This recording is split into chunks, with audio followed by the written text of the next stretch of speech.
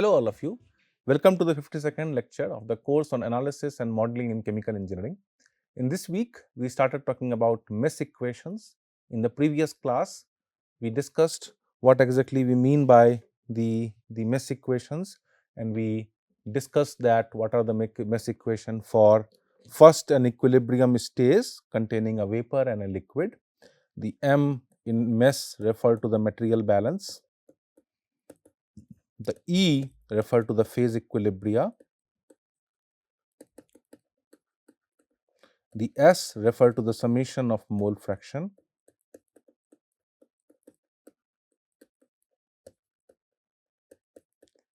And H for the energy balance equation. And we did it for the equilibrium stage first, then we counted how many equations we will have for any stage countercurrent cascade, that is shown here. And in this particular example, we have basically seen all the equations that there is and what can be a choice of variables that we have, right. In this lecture, we will go ahead and try to put that equations in some kind of solvable form, and then we discuss one of the methods that is called the bubble point method.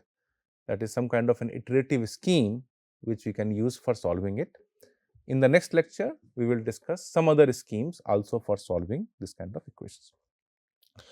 So, what we do in this particular approach that I will discuss is I am going to use first this E equations to eliminate y from there, right. So, we are going to basically play around with the mesh equations and trying to put in some solvable form, right. So, what in this step what we are doing is basically I want to get rid of E equations by eliminating y from there, right. So, and that is easy thing to do because I know from E that yij is equal to kij xij, and my m equations for component I in stage j was something like this: fj, zij, and then what is coming in is vj plus 1,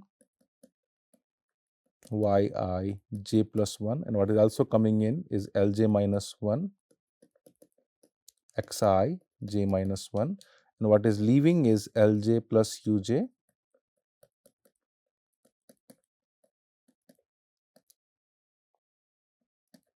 and what is also leaving is vj plus wj yij. So, in this equation, wherever we have y, I am going to replace with corresponding kx, right. So, for example, here we have yij plus 1. So, what will come here? We can write it as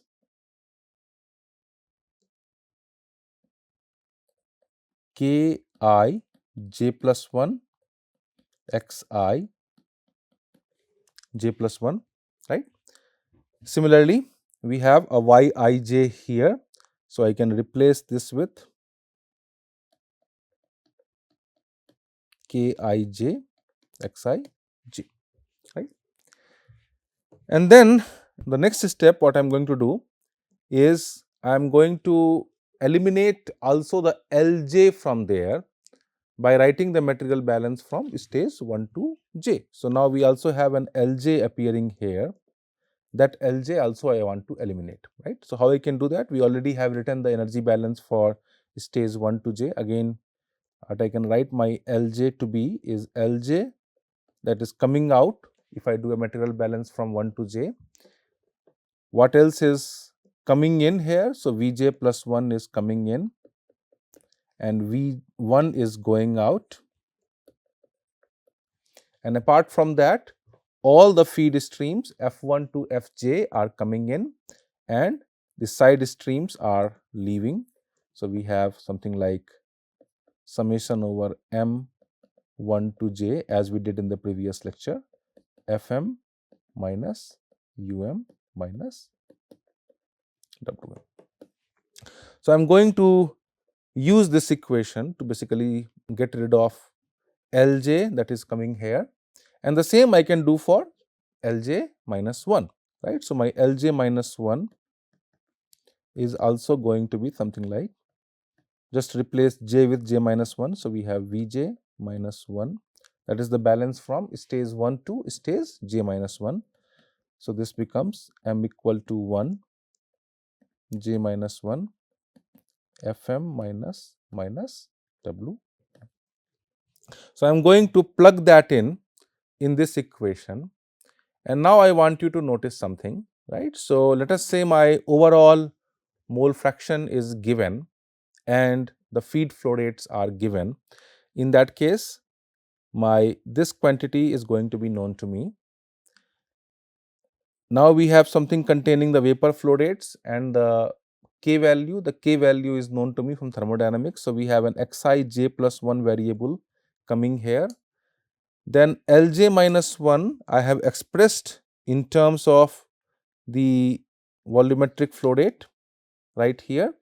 So, we will have something containing again the vapor flow rates and xij minus 1, and then we have an xij, and then we have an xij, right. So, basically we can collect the terms here and write the equation as something like this: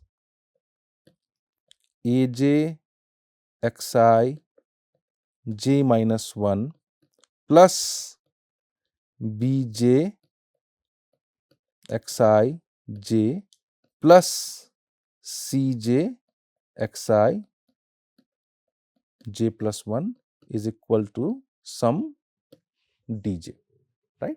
Let us try to see what it is after the substitution. So, what is the Aj? What is the Aj going to be? Aj is going to come from this Lj minus 1. Aj is going to come from this Lj minus 1 that we have written as something like this. So, my Aj essentially is going to come from here, the second equation here, and Aj is going to be Vj minus V1 plus summation of m equal to 1 to j minus 1 Fm minus Um minus Wm. Then my Bj, that has to come from this Lj plus Uj term that we see here, but also this Vj plus Wj term that we see here. So, let us try to combine these two to get me the coefficient. So, my Bj coefficient, they are all negative, as we can see they are all negative. So, the first term I can take it from the last expression here, that is Vj plus Wj into Kij,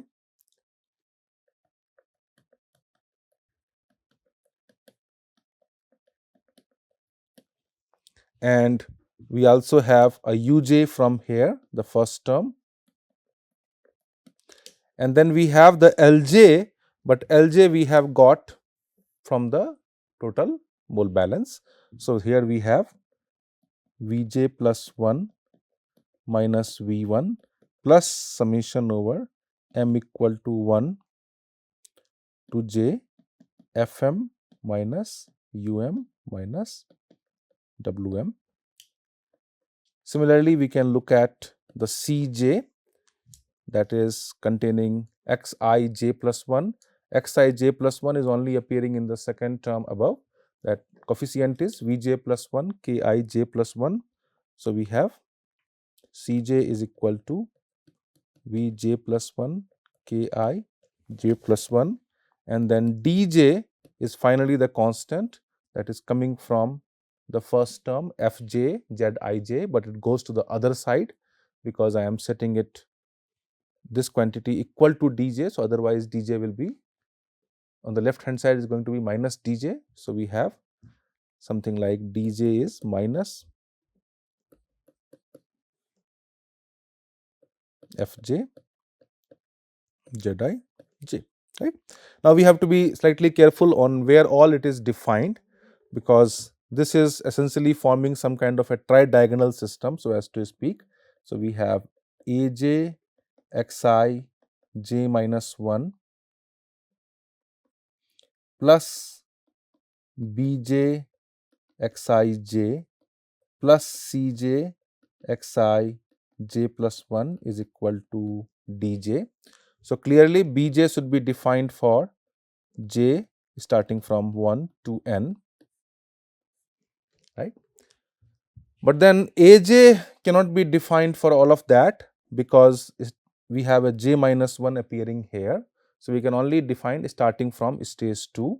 So we have 2 higher than equal to j less than equal to n. Cj we cannot do until all the way until n because it also contains n plus 1 in that case. So we can do it for 1 to j to n minus 1, and dj again we can define for all the values. So essentially if we do that, we will get a nice tridiagonal system for the variables x, right? That is the mole fraction, right? And that tridiagonal system is basically going to look like something like this, where I have all the unknown x values. The y values I wrote in terms of x values. All the unknown x values, they become my column vector of unknown. And then these are my bj's that we have just evaluated. These are the bj's we have evaluated. This becomes kind of my diagonal term here. Cj's becomes the upper diagonal and aj's become the lower diagonal. And now you can see why we have said Cj goes from 1 to n minus 1 and aj goes from 2 to n. That you can see that's how we have derived it, right? And we have already discussed earlier how exactly we can solve this tridiagonal system. We have discussed something known as a Thomas algorithm for solving this equation that essentially comprises of 2 steps. In the first step, we do something known as the forward elimination, and we basically change the coefficient matrix from tridiagonal to didiagonal, containing containing the main diagonal and only the upper diagonal, not the lower diagonal. Of course, the coefficients get changed for the other matrix as well, other vector as well. And then once we do the forward elimination, then we do the backward substitution. We have discussed this when we discussed about the numerical methods. And then we basically get only diagonal terms that essentially tells me x1 equal to r1, x2 equal to r2, and so on, right? So there is an algorithm that we have discussed to solve these equations. So we can solve for only the m equations in the mesh equations by writing it in the form of tridiagonal system. We already have used to some extent, actually to all the extent, the E equation, and we already have also used the total material balance in our framework, but we still haven't used the energy balance equation. So energy balance equation still has to be solved separately apart from this tridiagonal matrix, right? So this gives me some sort of an idea of going forward. Can I, for example, guess some variables that comes from energy balance? And once we guess that, then these equations for the variables x, which is my liquid mole fractions, then can be obtained using the Thomas algorithm that is there, right? That's precisely the idea that we will take it forward, and we use that to develop the schemes to basically solve the mesh equations, right? So the first scheme we will discuss is called this Wang-Henke bubble point method. And what we do here is, of course, to begin with, we need to basically choose what are the unknowns and what are the given variables, because my number of unknowns should be equal to the number of the unknown number of the equations that we have.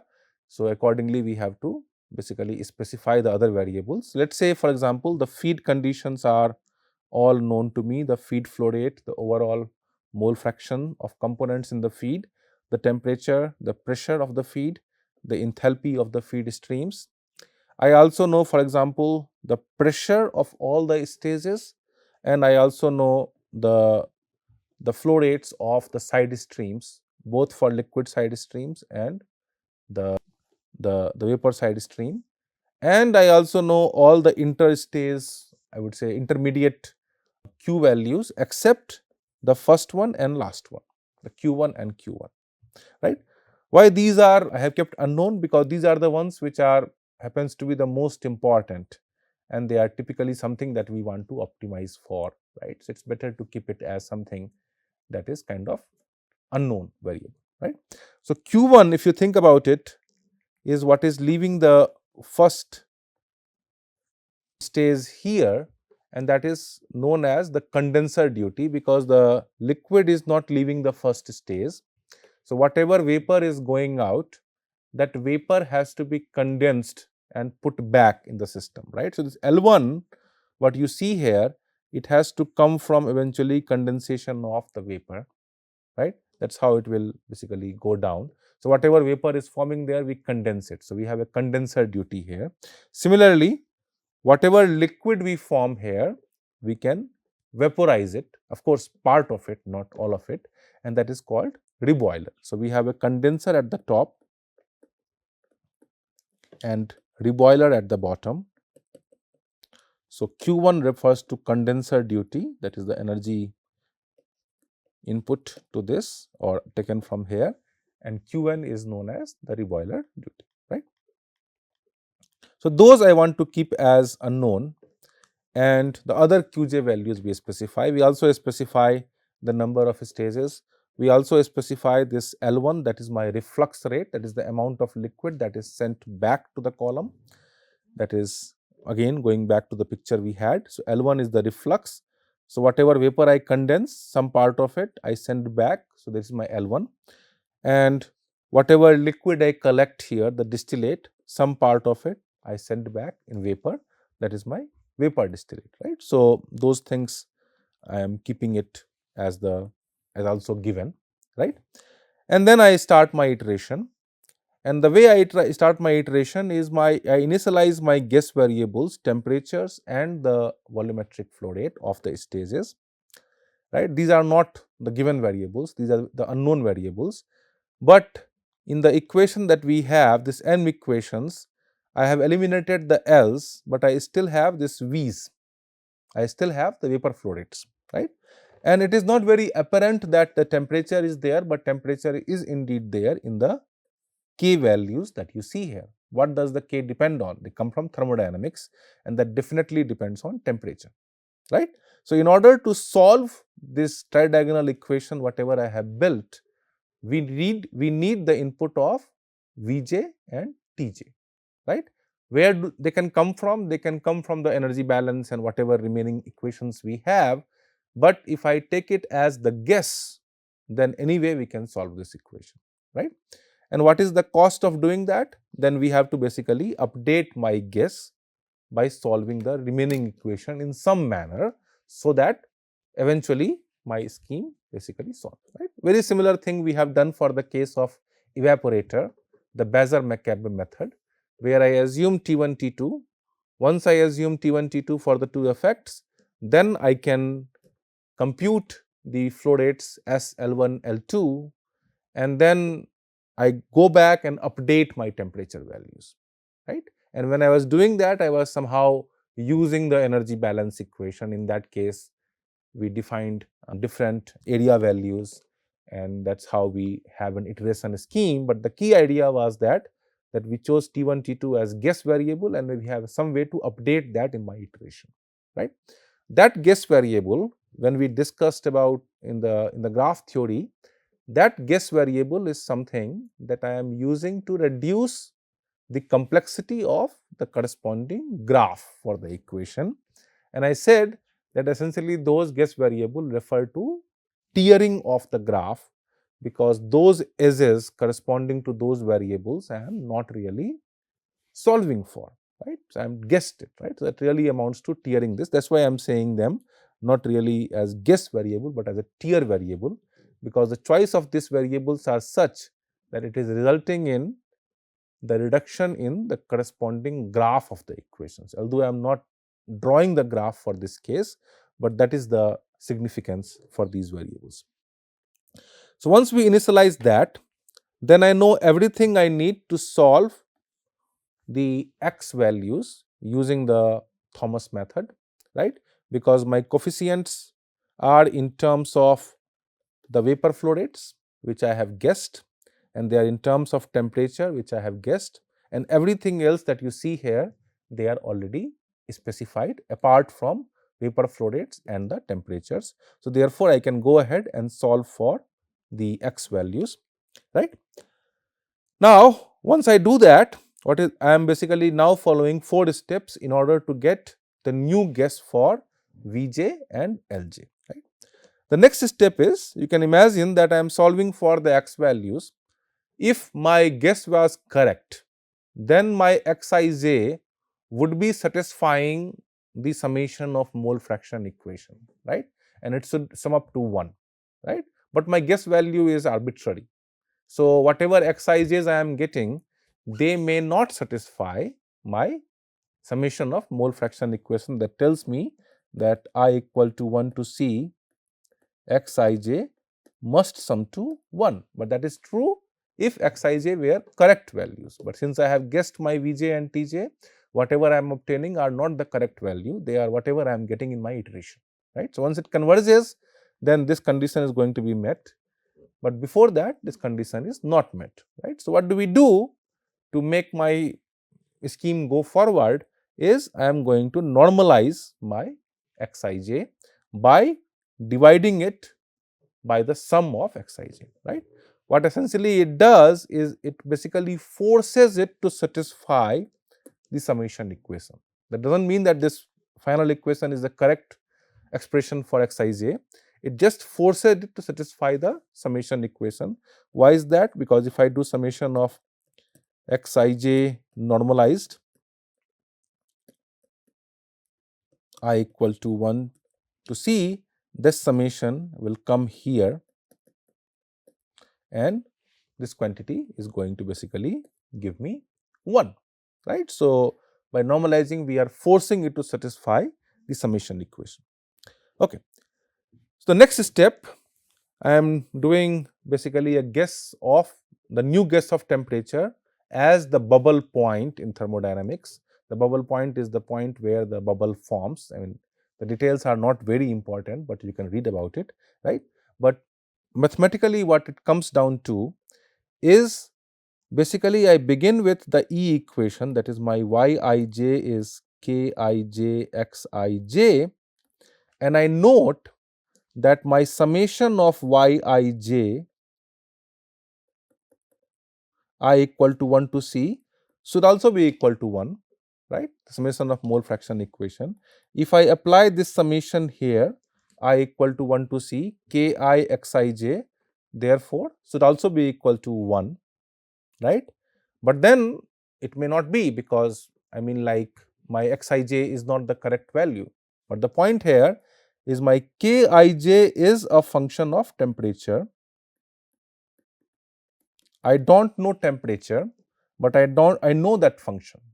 I know the function K of temperature. Let us say, for example, K is, just for the sake of simplicity, K is something like A plus Bt plus Ct square from thermodynamics. In reality, that relation is going to be more complicated, but let us say K is something like this. So, I know this function, but I don't know the T value, right.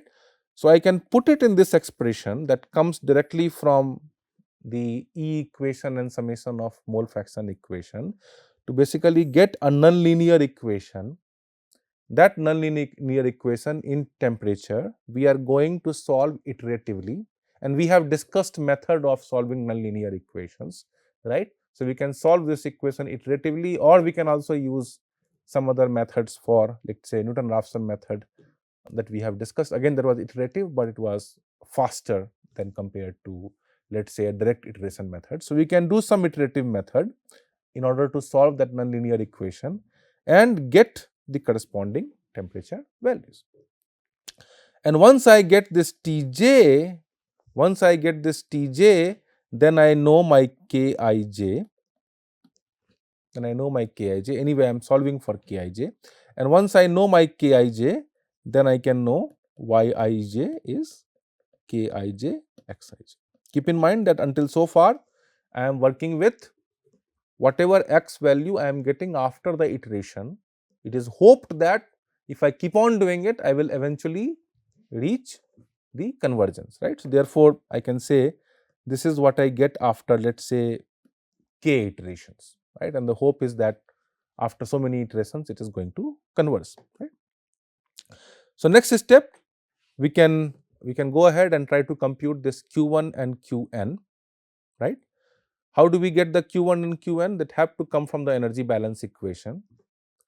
For the energy balance equation, now we have guessed the temperature, and we have now computed in the my scheme of things my mole fraction values. I am writing as a vector to indicate that all the mole fraction for all the components in all the stages, and similarly for the A per mole fraction y, but I do not still know all the L and V values, right. So, we do not have all of that, right.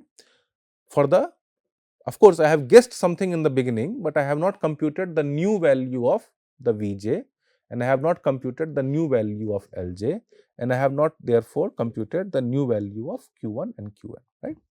So, how we can go ahead for doing that? So, the way we can go ahead is, first we can do a material balance for the stage 1,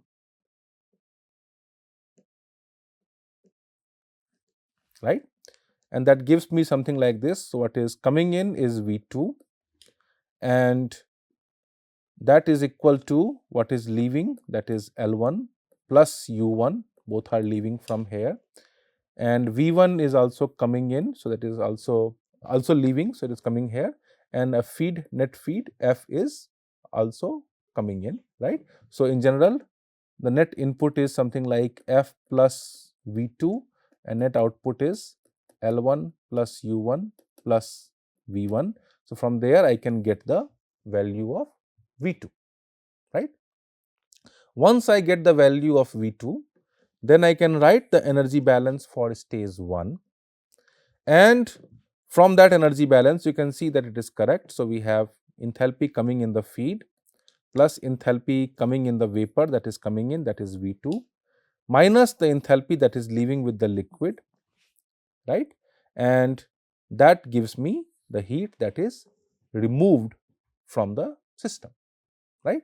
So, heat removed is equal to basically the difference in the enthalpy values. Again, I can do it more formally through the energy balance. So, we have what is coming in is F1 HF1 and also V2 HV2, this is what came in, and what is leaving is my L1 plus U1 HL1, and what is also leaving is Q1. So, essentially this equation is what is giving me Q1. So, we can get Q1 from here. I had to get Q1 and Qn, but Q1 we have figured out. By the way, there is also minus V1 HV1 coming here, because V1 is leaving from stage 1, and also here we have a V1 HV1. And then what we also do is we sum the energy balance equations for all the stages, right. So, this is what you see here is the energy balance equation for one stage, but now I am summing it over all the stages. And what I want you to notice is that if I look at subsequent stages, we have Lj minus 1 Lj. So, let us say stage for j equal to 1, we will have L1 and stage 2, let us say j equal to 2, we will have L1 and L2 appearing.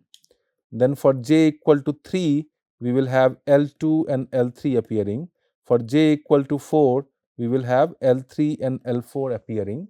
But whatever term is appearing in those energy balances, they are going to be the same. This is like term multiplied by the enthalpy, except that they are of opposite sign, because Lj plus 1 minus 1 term is positive here and Lj term is negative here. So, there is going to be a cancellation if I sum over all the energy balances, right.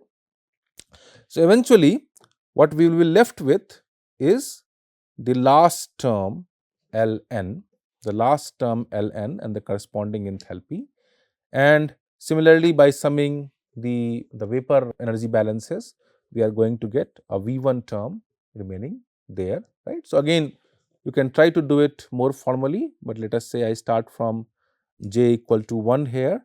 So, we have V2 for j equal to 1, we will have V2 and V1 appearing. V2 will have a positive sign and V1 will have a negative sign. Then for j equal to 2, we will have V3 will have a positive sign and V2 will have a negative sign. For j equal to 3, V4 will have a positive sign and V3 will have a negative sign, and these terms are going to cancel out. Only the term V1 here, because in the end also we are going to have something like plus Vn